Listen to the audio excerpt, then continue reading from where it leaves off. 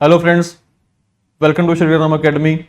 आज हम बात करने वाले हैं IBPS क्लर्क एग्जाम के बारे में। आप सभी को पता ही होगा कि इसकी वैकेंसी अब आ चुकी है। इसमें 10,277 पोस्ट या वैकेंसी हैं। इतनी वैकेंसी है निकाली इस बार IBPS ने क्लर्कल डिपार्टमेंट में। ठीक है, तो अगर आपने अब तक फॉर्म फिलिंग नहीं किया तो उसका फॉर्म फिल कर दीजिए, बिकॉज इसकी फॉर्म फिलिंग ऑलरेडी शुरू हो चुकी है। थोड़ा माइल लेट वीडियो बनाने में बात करते हैं इसके बारे में। उससे पहले मेरा नाम है प्रांशु शर्मा। आप हमें फॉलो कर सकते हैं हमारे इंस्टाग्राम और टेलीग्राम के चैनल पे, और ये हमारा कॉन्टैक्ट नंबर है। आपको किसी को हमारा कोई कोर्स बाय करना हो, कोचिंग को लेनी हो, एग्जाम के बारे में कुछ पूछना हो, इन नंबर पर आप कॉल करके या मैसेज करके पूछ सकते हैं आप। और वीडियो को आपको पसंद है तो वीडियो को लाइक कर दीजिएगा, कमेंट करना मत भूलना, शेयर कीजिए दोस्तों के साथ, और चैनल को सब्सक्राइब पक्का कर लेना। चलिए करता है आज की काम स्टार्ट। देखिए, अब इसकी फॉर्म फिलिंग स्टार्ट हो चुकी है फ्रॉम 1 अगस्त से, और लास्ट डेट है फॉर्म फिलिंग की 21 अगस्त। तो जिन्होंने फॉर्म फिल नहीं किया, फॉर्म फिल कर दीजिए। ट्राई कीजिएगा कि 15 से पहले फॉर्म का फिल कर दोगे तो आराम से फॉर्म फिल हो जाएगा। आपको सब OTP वगैरह, मैसेज वगैरह सब आ जाते हैं। लास्ट हफ्ते में आगे सर्वर बिजी हो जाता है, तो कभी कभी कुछ टेक्निकल एरर्स आनी शुरू हो जाती हैं। हर एक के साथ नहीं आती, पर किसी के साथ आ जाती हैं। तो आप वो कोई बंदा ना बन जाए इसलिए। ठीक है, और लास्ट फिल इसकी एप्लीकेशन की फीस की भी 21 अगस्त ही है करने के लिए। देन प्री एग्जाम, इसका एग्जाम होगा अक्टूबर के महीने में, और मीन्स होगा नवंबर के महीने में। और आपकी जो ज्वाइनिंग है वो मार्च 2026 में आ जाएगी। ठीक है जी, देखते हैं इसके आगे। इसके पार्टिसिपेटिंग बैंक कौन से हैं? Bank of Baroda, bank of India, bank of Maharashtra, Canara bank, central bank of India, Indian bank, Indian overseas bank, PNB, Punjab national bank, UCO और यूनियन बैंक ऑफ इंडिया। तो ये 11 इसके बैंक हैं। सैलरी की अगर बात करते हैं, सैलरी इस बार किस में है? इसकी बेसिक पे है 24,000, बट आपको जो सैलरी मिलेगी वो कितनी है? 64,480। सब पर्क्स वगैरह डाल के, सब डाल के इतनी आपकी सैलरी, मतलब आपके हाथ में तकरीबन सैलरी जो है वो तकरीबन आपके हाथ में सैलरी 60,000 के आसपास तो पहुंचेगी। और क्लरिकल की जॉब का फायदा क्या होता है? आपकी जो पोस्टिंग है अपने शहर में ही आती है। ओके, एज मिनिमम 20 की चाहिए, मैक्सिमम 28 है। उसमें डेट गिवन है कि जो कैंडिडेट पैदा हुए हैं 2 अगस्त 1997 से पहले वो इसमें एलिजिबल नहीं है, और जो पैदा हुए हैं 1 अगस्त 2005 के बाद, इसमें वो एलिजिबल नहीं है। ये दो डेट्स को चलेगा। ठीक है, अगर बात करते हैं एजुकेशनल क्वालिफिकेशन की, उसमें क्या चाहिए? ग्रेजुएशन की डिग्री चाहिए, किसी भी फील्ड में हो, मतलब science, commerce, arts, medical, non medical, किसी में भी हो, बस डिग्री चाहिए, ग्रेजुएशन की डिग्री की हुई हो। ठीक है, और बच्चे के पास उसकी वैलिड मार्कशीट हो।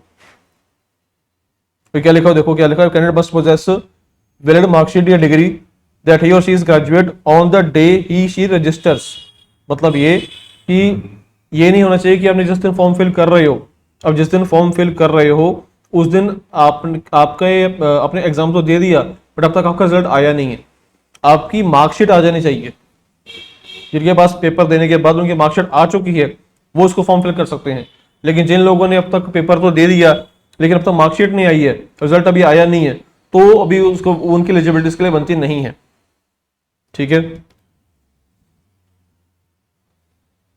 फिर लिखा हुआ है candidates applying for vacancies for particular state UT, because clerical की पोस्टिंग जो होती है हमारे अपने सिटी में ही होती है, तो आपकी अपनी जगह की भाषा आपको आनी चाहिए।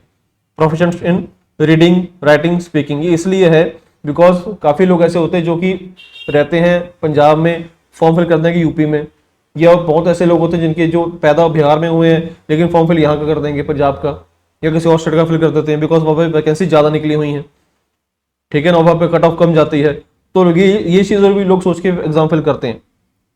तो इसीलिए स्पेशली मेंशन किया है कि आप जहां से फॉर्म फिल करोगे आपको उस स्टेट की रीडिंग भाषा जो है आपको आनी चाहिए। रीडिंग भी आती हो, राइटिंग भी आती हो, स्पीकिंग भी, और आपको समझ भी भाषा आनी चाहिए।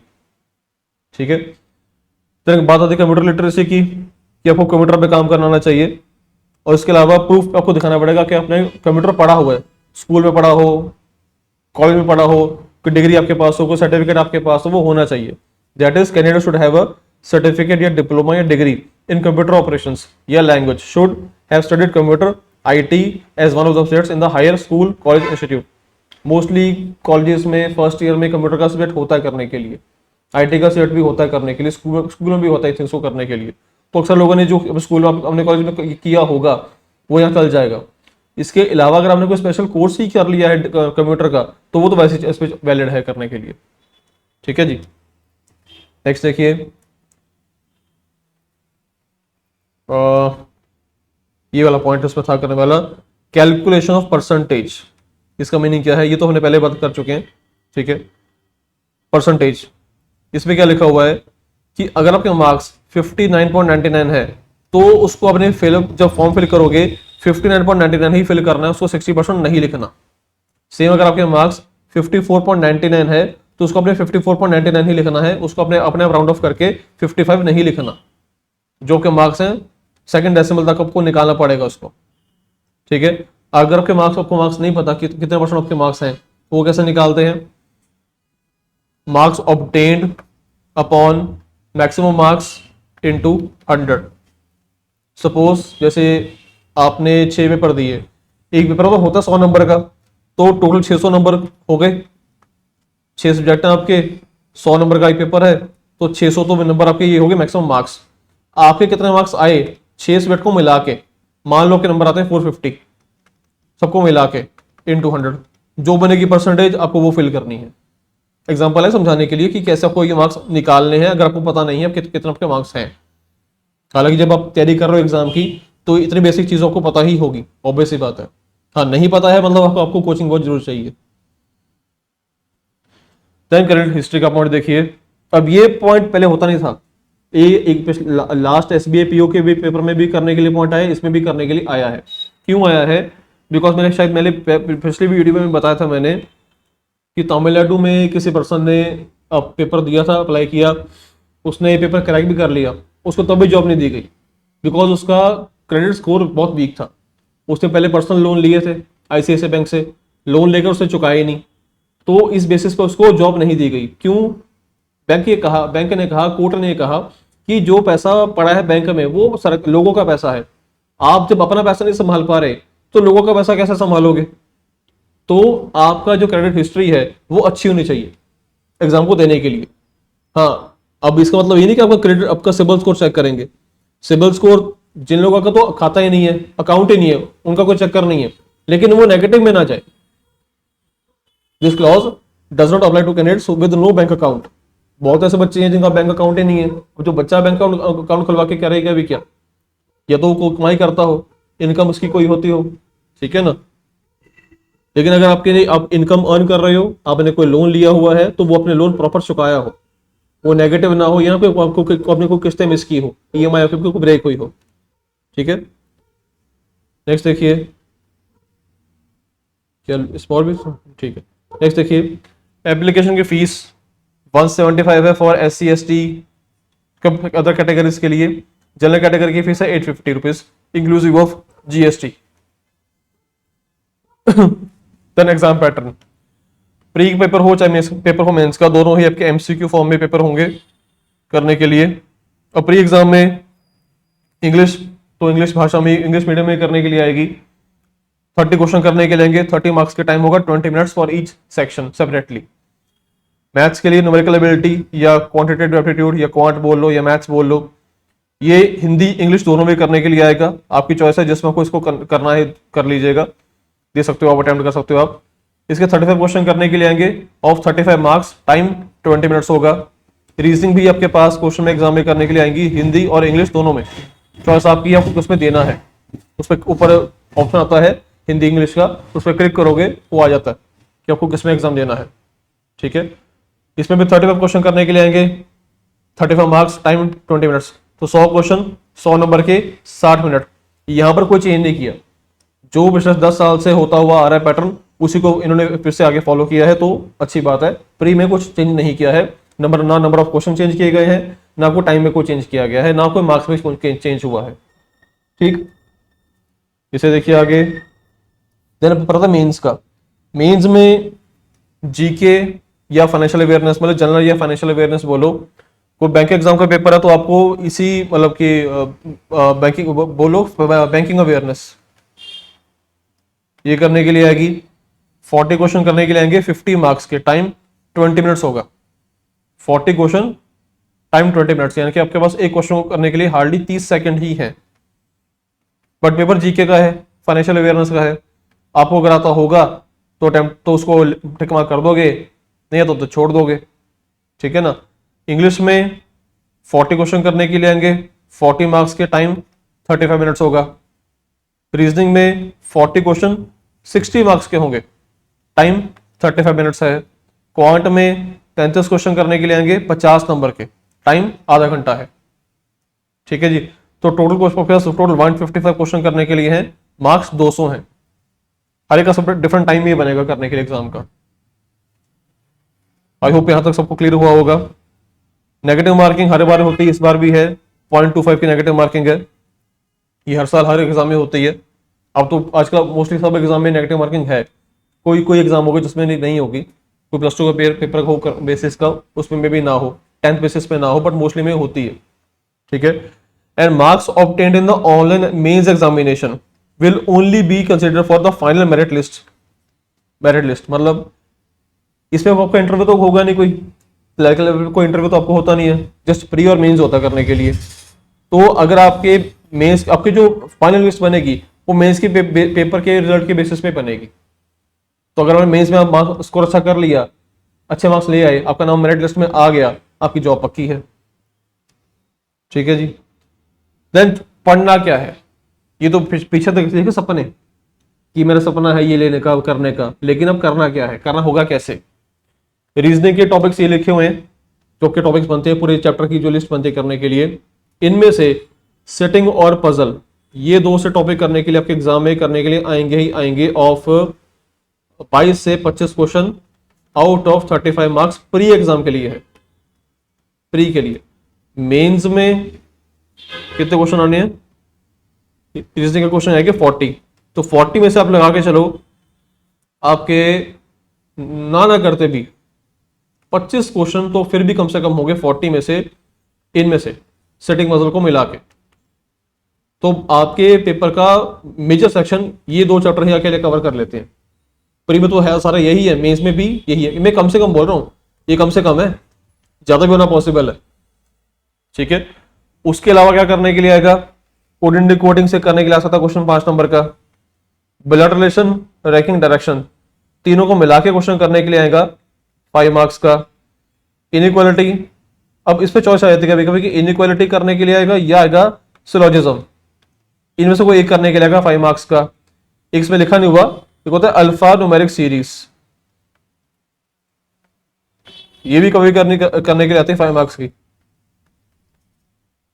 ठीक है। ये टॉपिक आप तो वैसे इनपुट आउटपुट आपके आता मेंस में, मेंस का टॉपिक करने के लिए, प्रीस में इसका आने का चांस कम है। हालांकि एक बार हुआ था कि किसी शिफ्ट में आई थिंक सो 2018 की शायद बात है, 18-19 की बात है, उस साल इस टॉपिक में से क्वेश्चन करने के लिए आ गया था प्री एग्जाम में 5 नंबर का। बट आई थिंक सो एक बार करने के लिए आया, उसके बाद कभी आया नहीं है, बट फिर भी एक बार आ चुका है तो करना तो पड़ेगा ही आपको। तो प्री में तो इनमें से करने के लिए आएंगे, ये प्री के लिए है। मेंस में सारे बन जाते हैं, तो मेंस का पूरा सिलेबस बनता करने के लिए है, ठीक है जी। तो फोकस रहा, इस पे ज्यादा फोकस करना है आपको स्टैटिक और पजल के ऊपर। नेक्स्ट देखिए क्वांट में सिंपलीफिकेशन अप्रोक्सीमेशन, इसमें से क्वेश्चन करने के लिए आएंगे 5 से 8। डीए के लिए क्वेश्चन करने के आपके पास आएंगे आराम से करने के लिए आएंगे 10 से 15। सीरीज से क्वेश्चन करने के लिए 5, यहां से भी करने के लिए 5 आएंगे क्वाड्रेटिक इक्वेशन से। तो 25 क्वेश्चन आपके जो हैं आउट ऑफ 35 प्री एग्जाम में यहीं से करने के लिए आएगा, इन 4 चैप्टर में से, ठीक है। और बाकी का जो बचे टॉपिक ये वाले, इनमें से क्वेश्चन आएंगे 10, उनमें से भी 10 में भी एवरेज, रेशियो, प्रोपोर्शन, परसेंटेजेस, ये जो 3 टॉपिक आपके, तो आपके डीए में भी करने के लिए आ जाते हैं। डीएम 100 के करने के लिए आ जाएंगे, या अकेला इसका क्वेश्चन आने का चांस होता है। उसके अलावा प्रॉफिट लॉस के क्वेश्चन एक आधा 102 नंबर का आता है। एसएससीए मिला के 102 नंबर का करने के लिए आएगा। इसमें से क्वेश्चन 102 करने के लिए आएगा, इनमें मिला के चलो दोनों को। टाइम्स पर डिस्टेंस, ट्रेन्स, इनमें को मिला के भी क्वेश्चन करने के लिए आएंगे 102। बोर्ड्स एंड स्ट्रीम से क्वेश्चन आएगा 1, मिक्सचर एलिगेशन से शायद आए शायद ना आए, पक्का कहना पॉसिबल नहीं है, या 0 to 1। परमुटेशन कॉम्बिनेशन प्रोबेबिलिटी, इनमें से क्वेश्चन अब आना शुरू हो गया है, एक क्वेश्चन इसमें से करने के लिए डाल रहे हैं ऑलमोस्ट एवरी ईयर। पार्टनरशिप से भी एक क्वेश्चन आता है करने के लिए, एजेस में से भी 1-2 क्वेश्चन आ जाते हैं करने के लिए, तो इसी वजह से इसका कुछ बनती बाइफर्केशन है। ये प्री एग्जाम के लिए बोल रहा हूं, मेंस में सारा करने के लिए अगर DI, मतलब अगर मेंस में आई थिंक 35 क्वेश्चन करने के लिए, हाँ मेंस में क्वांट के 35 क्वेश्चन करने के लिए आएंगे। उन 35 में से आपके लगा के चलिए कि फिर भी 20 क्वेश्चन मैं कम से कम बोल रहा हूं जो कि DI से होंगे, ज्यादा भी होने पॉसिबल है, मेरे ख्याल ज्यादा होंगे भी, ठीक है ना। और चैप्टर बेसिस पे DI आने का चांस भी बन जाता है कभी कभी, मतलब कभी कभी नहीं, बन ही जाता है करने के लिए। चैप्टर बेसिस के DI का मतलब क्या है कि टाइम एंड वर्क की DI करने के लिए आ जाएगी, प्रॉफिट लॉस की DI करने के लिए आ जाएगी, टाइम्स पर distance, trains, boats and streams, इनकी DI करने के लिए आ जाएगी, SICA के DI करने के लिए आ जाएगी, तो वो भी आना पॉसिबल है। बात होती इंग्लिश की, इंग्लिश में कॉम्प्रिहेंशन मेजर सेक्शन कवर करेंगे आपका, तकरीबन 8 से 10 क्वेश्चन तो इसी में से करने के लिए आपको मिलेंगे इंग्लिश सेक्शन में प्री एग्जाम में। बाकी सब में ये सब करने के लिए आएगा, sentence completion, para completion, spotting error, cloze test वगैरह ये सब करने के लिए आएगा, ठीक है। जीके में तो पढ़ना आपको क्या है, लास्ट 4 से 6 महीने के पढ़ने करंट अफेयर, उसी में से पूछेंगे जो पूछेंगे। तो लास्ट 4 से 6 मतलब क्या है कि आपका पेपर जो मेंस का है वो जाके होना है नवंबर के महीने में, है ना, नवंबर में था पेपर आपका, स्टार्टिंग में लिखा था ना, हाँ नवंबर में पेपर आपका मेंस का। तो अगर नवंबर में एग्जाम है तो आप लगा के चलिए 6 महीने पीछे कर लो, तो अप्रैल, मई, 11, 5, हाँ मई से लगा, मई, जून, जुलाई, अगस्त, सितंबर, अक्टूबर, हाँ आपको मई 2025 से पढ़ने पड़ेंगे current affair till exam date तक। और ये पढ़ने के लिए आप विजिट कर सकते हैं हमारी वेबसाइट SRAGOVTexam.com। नीचे स्क्रॉल करेंगे जब आप नीचे, आपको सेक्शन दिखेगा करंट अफेयर्स का, per day current affairs daily यहाँ पे हो रहे हैं अपलोड, फ्री ऑफ कॉस्ट है करने के लिए। यहाँ से स्टडी करके इसके प्रॉपर आप नोट्स बना सकते हैं करंट अफेयर्स के, ठीक है। और इसके अलावा डेली क्विज भी दे सकते हैं हम, हमारे वेबसाइट पर लॉगिन करके आपकी आईडी बन जाएगी।